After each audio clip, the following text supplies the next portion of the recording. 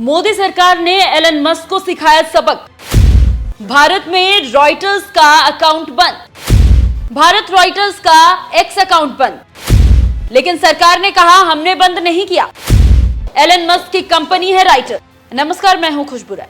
जिसने दुनिया को खबर दी उसे अब खबर दिखाने से रोक दिया गया है। रॉयटर्स, वो नाम जो अंतरराष्ट्रीय पत्रकारिता का स्तंभ माना जाता है, आज भारत में ब्लॉक हो चुका है।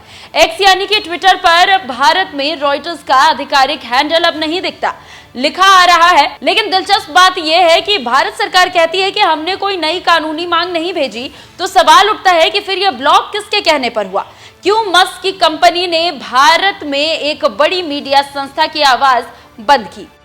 क्या ये तकनीकी सेंसरशिप है या फिर मस्क की अपनी अंतरराष्ट्रीय सियासी लड़ाइयों का साया भारत पर पड़ रहा है? 5 जुलाई को सुबह जब भारत के पत्रकारों और पाठकों ने रॉयटर्स का ट्विटर यानी कि एक्स अकाउंट खोलने की कोशिश की तो उन्हें मिला सिर्फ एक संदेश, यह अकाउंट कानूनी मांग के कारण भारत में रोका गया है। अब रॉयटर्स कोई छोटा मोटा पोर्टल तो है नहीं, ये वही संस्था है जिसकी रिपोर्ट्स को दुनिया भर की सरकारें, निवेशक और मानवाधिकार संगठन गंभीरता से लेते हैं। लेकिन भारत में अचानक ये आवाज चुप करा दी गई और हर तरफ से बयान आने लगा। यह कार्रवाई भारत सरकार की कानूनी मांग के अनुसार की गई है, लेकिन जब मीडिया वालों ने भारत सरकार की सूचना और प्रसारण मंत्रालय के अधिकारियों से पूछा तो उन्होंने कहा कि हमने तो कोई नई कानूनी मांग नहीं भेजी। यहां तक कि सरकार ने एक्स से स्पष्टीकरण की भी मांग की कि आखिर रॉयटर्स को भारत में ब्लॉक किस आधार पर किया गया। सरकार कहती है कि हमने आदेश नहीं दिया, एक्स कहता है हमने सरकार की मांग पर ब्लॉक किया। तो सच क्या है? क्या कोई पुराना आदेश फिर से लागू किया गया?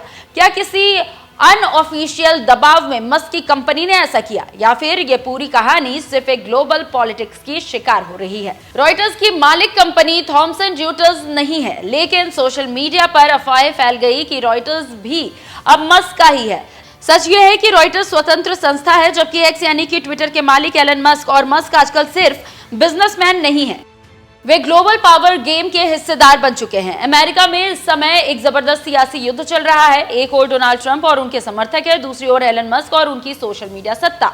कभी ट्रंप के दोस्त रहे मस्क अब उनके सबसे बड़े डिजिटल दुश्मन बन गए हैं। एक्स ने ट्रंप से जुड़ी कई पोस्ट को सीमित किया और ट्रंप की खुद की social media company truth social Musk की वजह से घाटे में जा रही है। जानकारों का कहना है कि क्या मस्क अब अपने वैश्विक प्रभाव को विस्तार देने के लिए ऐसे फैसले ले रहे हैं जो उन्हें सत्ता के करीब और मीडिया को नियंत्रण रखने में मदद कर सकती है। रॉयटर्स पर भारत सरकार पहले भी नाराजगी जाहिर कर चुकी है, चाहे मणिपुर हिंसा की रिपोर्टिंग हो या फिर चुनाव आयोग की आलोचना। रॉयटर्स पर अक्सर यह आरोप लगता रहा है कि वो भारत की छवि को अंतर्राष्ट्रीय मंच पर नुकसान पहुंचाता है।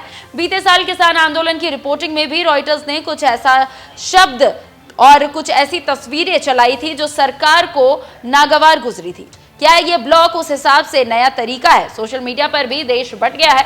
एक पक्ष ने कहा कि अंतर्राष्ट्रीय मीडिया अगर भारत को बदनाम करेगा तो ब्लॉक होना चाहिए। दूसरा पक्ष बोल रहा है कि ये प्रेस की आजादी पर सीधा हमला है। पत्रकार संगठन ने विरोध जताया, कई संपादकों ने ट्वीट किया, अगर रॉयटर्स आज चुप कराया गया तो कल हम सब की बारी आएगी। लेकिन सरकार और एक्स दोनों अब तक चुप है। भारत में डिजिटल सेंसरशिप पर पहले से बहस चल रही है। आईटी रूल्स 2021 के तहत सरकार को सोशल मीडिया पर कंटेंट हटाने का अधिकार मिला है, लेकिन अगर सरकार खुद ही कह रही है कि हमने आदेश नहीं दिया, तो ये कौन है जो देश में प्रेस की स्वतंत्रता को ब्लॉक कर रहा है? क्या एलन मस्क अब सिर्फ टेक्नोलॉजी नहीं, नीति और राजनीति के भाग्य विधाता बनते जा रहे हैं? क्या भारत सरकार और एक्स की मिलीभगत है या फिर आपसी गलतफहमी का शिकार हो रहा है पत्रकारिता का सबसे बड़ा स्तंभ?